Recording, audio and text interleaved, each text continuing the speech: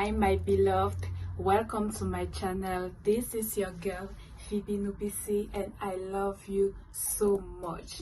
I love you and I pray for you that God gives you joy, happiness, peace in the midst of trouble, in good days and in bad days. May God fill you with inner peace and wisdom on how to handle those situations. Welcome to my channel. Feel free to subscribe and to hit the notification bell to never miss out any of my videos.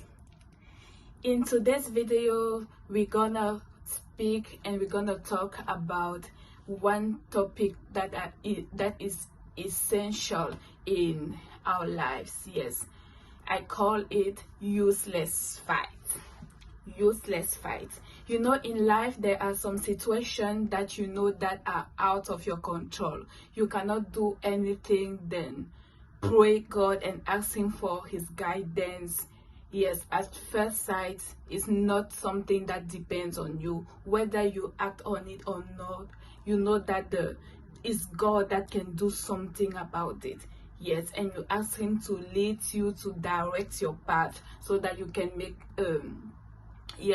you can make a good choice. Yes, and so that he can act on it, because we know that if God is for you, no one can be against you. But there are also some situations that I think and I believe that God already gave you wisdom and it's for you to act. Those situations are under your control, and you can decide whether or not you can fight for those situations. I call them useless fights. Let me break it down. Maybe those kind of situations be similar to yours. While I break it down, you might find yourself in those situations. Yes, and I pray God that it helps you like it's helping me right now. We have the example of Abraham and Lot in the Bible on Genesis 13, verse 9 through 9, verse 1 to 9. Abraham and Lot are part of the same family. They were working and traveling together, and they had so much wealth.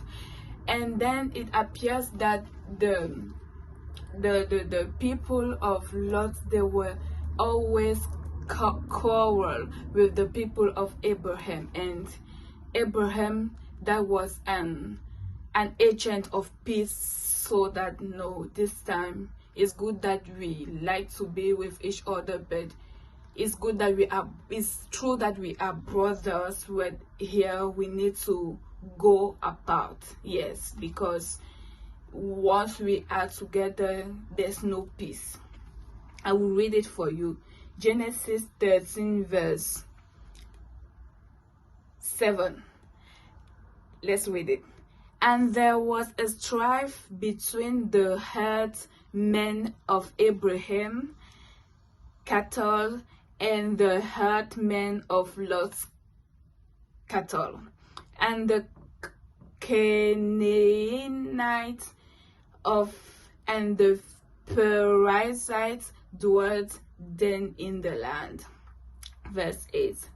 And Abram says unto Lot, let there be no strife, I pray thee, between me and thee, and between my herdsmen and thy herdsmen, for we be brethren. Is not the whole land before thee? Separate thyself, I pray thee, from me. If thou wilt take the left hand, then I will go to the right. Or if thou depart to the right hand, I will go to the left. So they were making a journey together, Abraham and Lot, and it appears that there comes this season that they couldn't move together again. And Abram, the agent of peace, he said to his nephew that this time, nephew or cousin, he said to Lot that this time is good for us to be apart, to separate ourselves. Yes, because there's always a fight between our herdsmen, so we need to separate ourselves.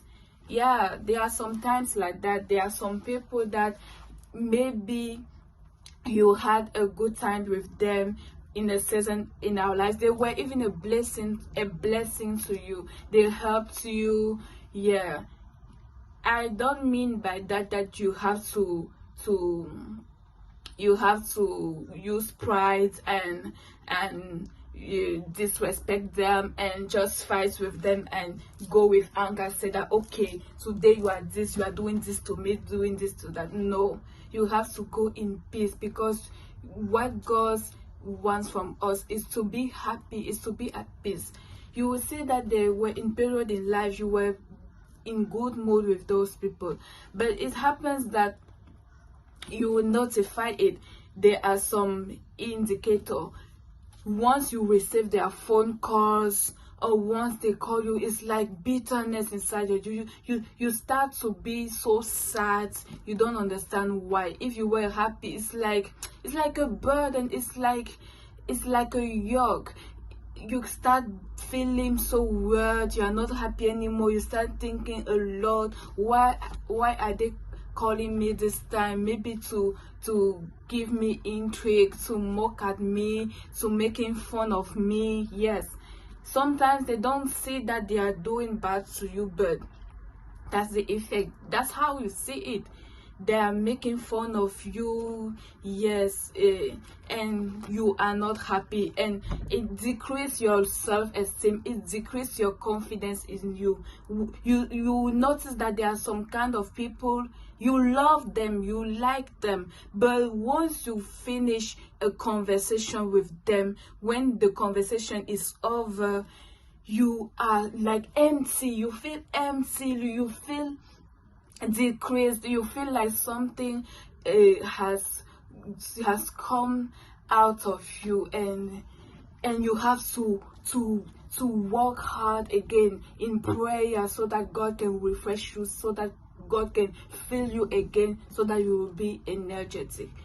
Yes, that kind of fight that I call useless fights. If you have a choice, I don't say that you can just disrespect them, but in peace you need to limit it. Yes, you need to limit the interaction, because you know that it removes you peace.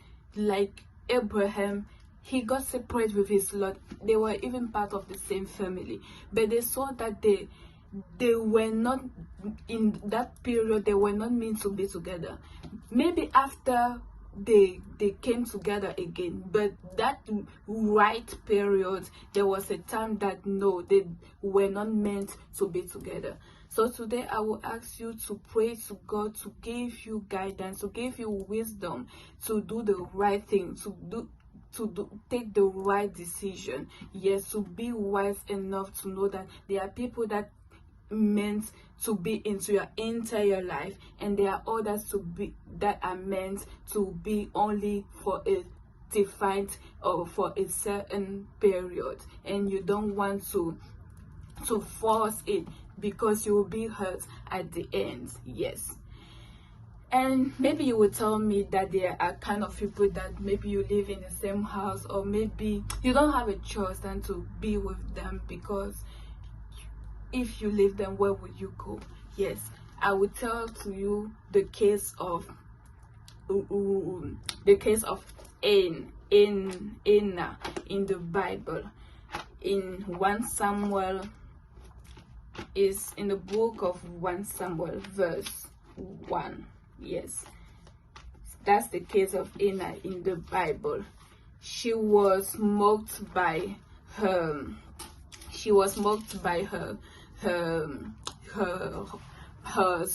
husband's wife. Otherwise, her name was Peninnah. Peninnah. She was always mocking at her. In 1 Samuel 1 verse 5, it says, it was verse 6, and her adversary also provoked her so for to make her fret, because the Lord has shut up her womb. Verse 7, and as he did so year by year, when she went up to the house of the Lord, so she provoked her, therefore she wept and did not eat.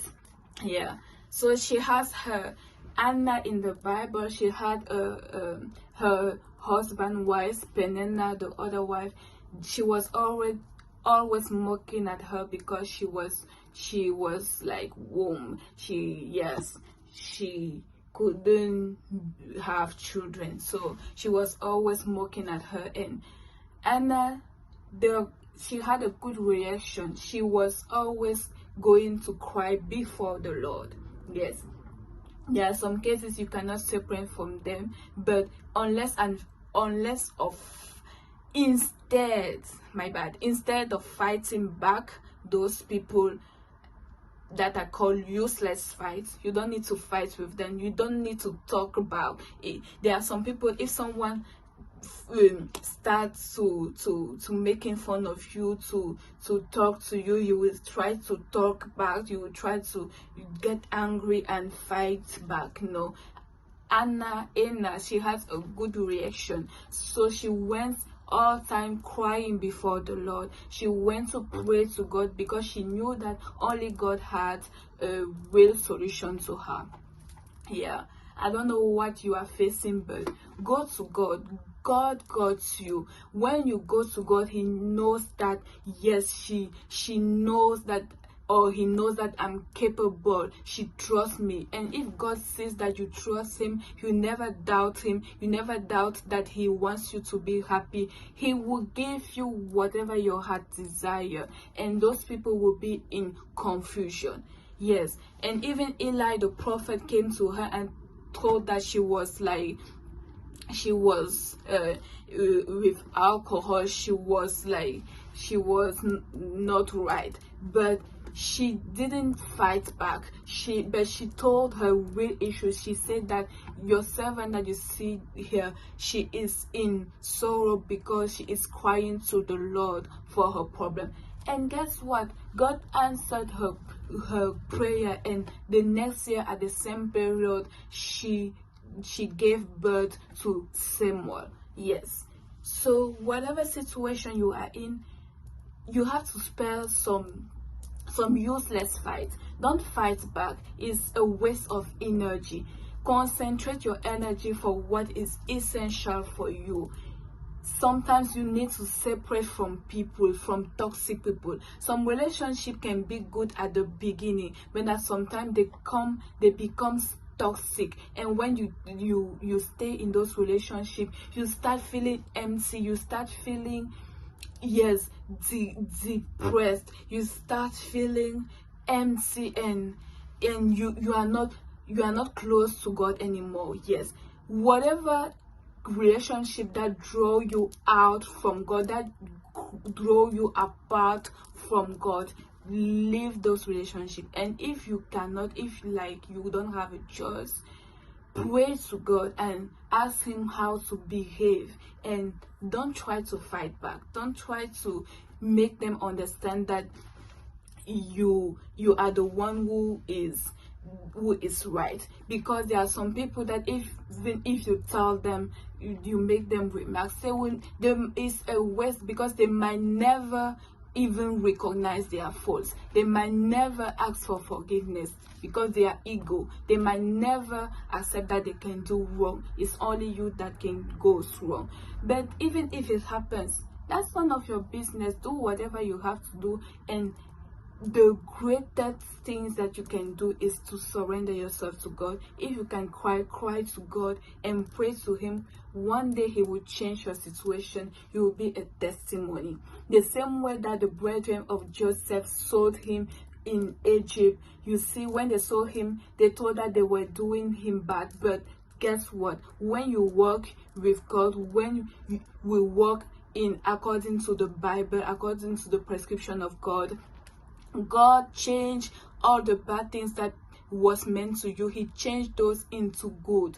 God turns whatever plans the enemy had on your life to his purpose. So God elevates you in the midst of trouble. Whatever they thought that they were doing bad to Joseph, at the end, that was Joseph who found himself helping them in the midst of famine. Yes, so trust God and keep believing in him, and he will elevate you.